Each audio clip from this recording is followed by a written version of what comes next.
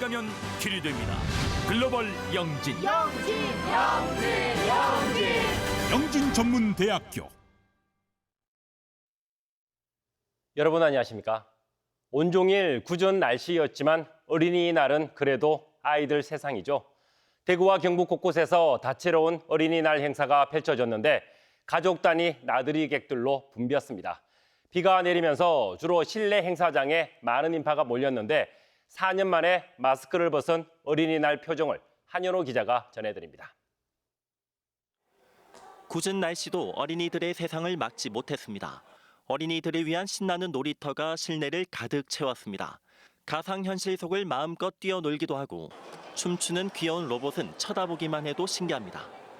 야외에서 뛰어놀진 못하지만 AI와 VR 체험 등 과학이 만든 색다른 놀이터가 아이들의 아쉬움을 채웁니다.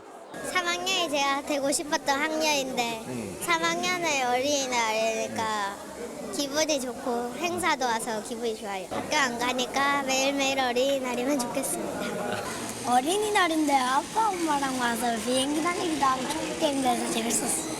아이들의 미소를 본 부모들의 얼굴에도 웃음꽃이 피어오릅니다. 아이와 함께 놀다 보니 유년 시절의 동심도 떠오릅니다. 교육 프로그램 많이 준비했다고 여기 안내가 와서 그거 보고 참여를 하게 되었고요. 오늘 어린이날을 맞이해서 저희 아들도 같이 왔는데 많은 체험도 하고 그리고 또 좋은 추억 남겨주고 싶어서 왔습니다. 대구와 경북 곳곳에서도 다채로운 어린이날 실내 행사가 열렸습니다. 대구시민 안전 테마파크에서는 예약 없이 지하철과 지진 체험 등 다양한 안전 체험을 할 수 있는 오픈하우스를 열어 나들이객들이 북적였습니다. 대구시와 경북도도 어린이들을 위한 다양한 공연과 체험 행사를 마련하고 실내에서 어린이날 기념식을 열었습니다. 우중충한 날씨에도 101번째 어린이날, 어린이들의 표정은 맑고 환했습니다. TBC 한현호입니다. 대구시가 전국에서 처음으로 빈곤아동 실태를 조사했는데 어린이 10명 가운데 1명이 빈곤아동이고 사각지대에 놓인 사례도 많았습니다. 끼니조차 해결하지 못하는 아이들도 있었는데 어린이날을 맞아 빈곤아동 문제를 자세히 취재했습니다. 안상혁 기자의 보도입니다. 많은 것을 꿈꿀 나이, 한 아이가 장래희망에 적은 건 수급자입니다. 대구의 한 아동센터에서 실제로 벌어진 일입니다. 가난의 대물림, 빈곤은 때때로 아이의 꿈마저 빼앗습니다. 이처럼 위기를 맞은 빈곤아동이 주위의 예상보다 많습니다. 지역에서 처음 실시된 빈곤아동 실태 조사 결과 대구 빈곤아동은 4만여 명으로 전체 아동의 10.79%, 10명 중 1명꼴이었습니다. 빈곤아동은 일반 아동에 비해 식사를 거르는 비율이 2배가량 높았습니다. 또 경제적 어려움으로 인한 사교육 중단과 가족 간 불화, 부모의 음주와 지지결핍, 돌봄 공백 문제 등을 겪고 있었습니다. 특히 빈곤아동을 대상으로 한 심층 면접에서 학교에서 왕따를 당한 경험이 있다, 배가 고프지만 참고 견딘다 등 빈곤이 주는 생활의 어려움이 큰 것으로 나타났습니다. 문제는 빈곤의 그늘에 숨어 관리를 받지 못하는 아이들입니다. 대구의 빈곤아동 가운데 모니터링 대상자는 17,000여 명으로 전체의 43%에 불과했고 연령별로 보면 초중등의 경우 빈곤 청소년 70% 이상이 사례 관리를 받고 있었지만 미취학 아동은 4.7%, 고등학생은 1.7% 수준에 그쳤습니다.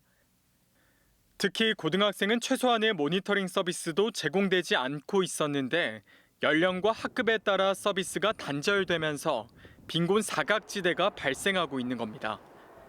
연속성이 지금 담보되지 않고 있다는 게 가장 안타까운 현상이었습니다. 그래서 취약한 이 아동들이라든지 청소년을 대상으로 성인이 될 때까지 서비스가 지속적이고 연계가 이루어질 수 있는 이런 방향으로 우리가 이 틀을 짜야 되지 않겠는가. 전문가들은 빈곤아동과 부모를 위한 지원 강화와 정책 개선이 필요하다고 주문합니다. 특히 미취학 연령부터 고등학교까지 지속적인 모니터링 시스템을 확보하고 교육과 돌봄, 취업 지원, 주거 등 다각도로 지원 방안이 마련돼야 한다고 강조합니다. 주거라든지 영양, 또 교육, 이 아동들이 겪게 되는 부분들에 대한 아주 세밀한 정책이 좀 필요하고 또 이런 정책이 걸 하지 않으면 오히려 나중에 사회적 비용이 훨씬 더 증가할 수 있다. 가난의 대물림과 빈곤의 악순환을 끊고 아이들이 건강한 미래를 꿈꿀 수 있도록 지역사회의 관심이 절실합니다. TBC 안상혁입니다. 제주 지역의 기상악화로 지역에서도 여객기 결항과 지연이 잇따랐습니다. 한국공항공사 대구지사에 따르면 오늘 오전 6시 20분 출발 예정이던 대구발 제주행 티웨이 항공 801편을 비롯해 대구와 제주 간 여객기 13편이 결항됐고 10여 편이 지연 운항됐습니다. 또 포항 경주공항에서도 6편이 결항됐습니다. 여객기 운항은 오후 들어 재개돼 점차 정상을 되찾고 있습니다. 7월 1일 군의군의 대구 편입을 앞두고 TBC는 분야별 현안을 짚어보는 기획 시리즈를 마련했습니다. 오늘은 첫 순서로 군의군 내 농어촌 버스 운행 중단에 따른 마을버스 도입 문제와 대구와 군의 간 시내버스 운행 방향을 짚어봤습니다. 이종웅 기자입니다. 2만 3천여 명의 군의 군민이 연간 18만여 차례 타고 다니는 군의의 농어촌 버스가 올해 12월 말까지 운행합니다. 군의 군민의 발이 묶이는 셈인데 이유는 군의가 대구시에 편입돼 광역 시내 군에서는 농어촌 버스를 운행할 수 없기 때문입니다. 대구시와 군의군이 내놓은 해법은 마을버스 도입입니다. 첫 단계로 대구시는 군의 군수에게 마을버스 운송사업 관련 사무를 위임하는 조례를 발의했는데 이 조례가 4일 대구시 의회를 통과했습니다.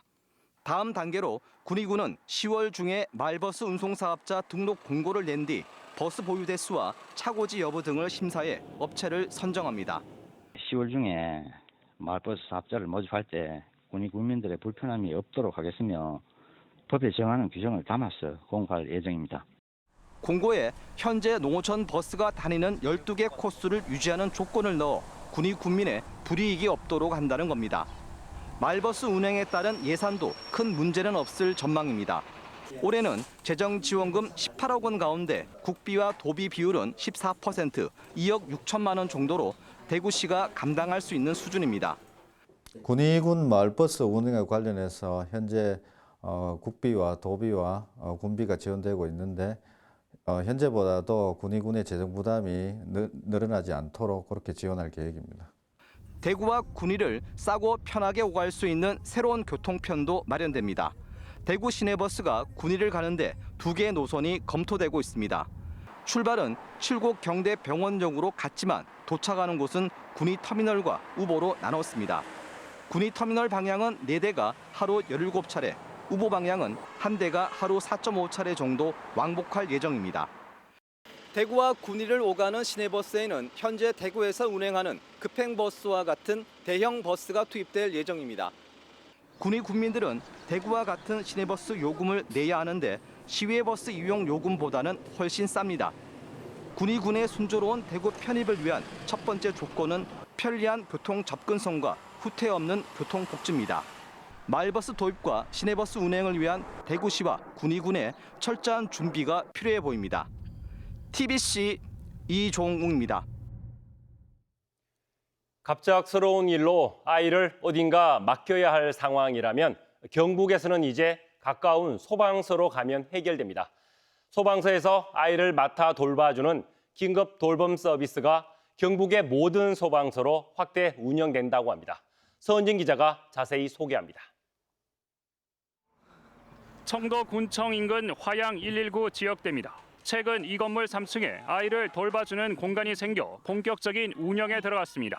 어린이집이나 유치원 같은 시설로 갑자기 아이를 맡게 하는 부모들을 위해 긴급 돌봄 서비스를 제공합니다. 경북 도민은 모두 이용이 가능하시고 생후 3개월부터 만 12세까지 이용 가능합니다. 119 아이행복 돌봄터가 설치된 건 2020년 7월부터 경상과 영덕 소방서를 시작으로 올 상반기 도내 21개 소방서에 돌봄터가 확대 설치됩니다. 지금까지 4,200여 명의 아동이 돌봄터를 이용했으며 경북 소방본부 홈페이지와 전화로 돌봄을 신청하면 원하는 시간에 아이를 맡길 수 있습니다. 우리는 또 소방 관내에 있다 보니까 긴급 사항이 생겨도 언제든지 또 잘 해결할 수 있으니까 믿고 맡기고. 소방서에 돌봄터를 설치한 건 경북이 전국에서 유일하며 무료로 안전하게 아이를 맡길 수 있어 부모들의 만족도가 높습니다. 일시적인 양육 공백을 메우기 위해 설치된 119 아이 행복 돌봄터. 경북의 돌봄 사각지대를 메우는 역할을 하고 있습니다. TBC 서원진입니다.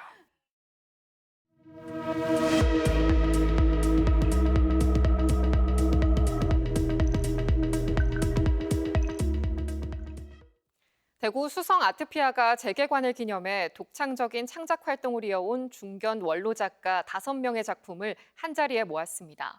40-50년 동안 자신만의 창작 기법과 철학을 펼쳐온 작가들은 전시회를 통해 빛을 찾겠다는 희망의 메시지를 전하고 있습니다. 박영훈 기자입니다. 80을 넘긴 원로 작가의 작품은 그가 걸어온 세월만큼 관람객에게 생각의 빈 공간을 던져줍니다. 작가는 러시아, 우크라이나 전쟁을 모티브로 관람객이 직접 평화와 희망의 메시지를 담게 하는 참여형 설치 작품을 선보여 전시회에 의미를 더했습니다.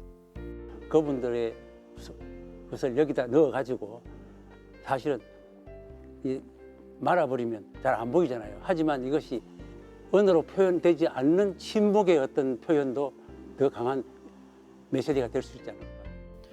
대구 수성 아트피아 재개관 기념 특별전에는 지역 출신으로 왕성한 창작 활동을 이어온 중견 원로 작가 5명의 작품을 한자리에 모았습니다. 연필로 신문지 위에 세상사를 덮어버리는 독특한 화법을 고집해온 개념미술의 대표 작가 최병소. 미술은 재미있는 유희라는 메시지를 캔버스에 옮겨온 이명미. 수철 재료로 죽음에서 삶으로의 확장, 동양적 순환의 세계관을 선보이는 이배.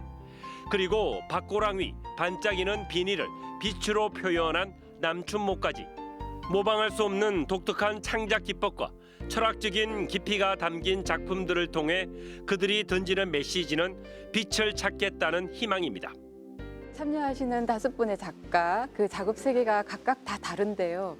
각 작가 선생님들의 작품 속에 녹아있는 빛을 보는 것이 가장 중점이 되어야 될 것 같습니다.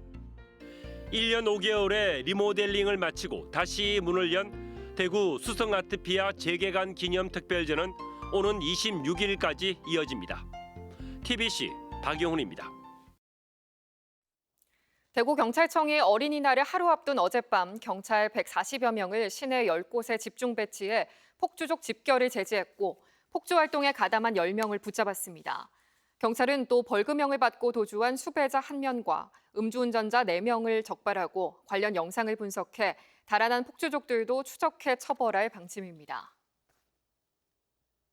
경주 간포 머촌마을 갯돈 40억 원 사기 사건과 관련해 경찰이 본격적인 수사에 나섰습니다. 경주경찰서는 피해자 35명으로부터 고소장을 받은 뒤 수사관 7명으로 전담팀을 구성해 피해자 진술을 확보하고 수사를 벌이고 있습니다. 경찰은 갯돈 40억 원을 들고 잠적한 60대 여성 A씨에 대한 체포영장 발부와 여권 무효화 조치를 비롯해 국제 공조 수사도 진행할 예정입니다.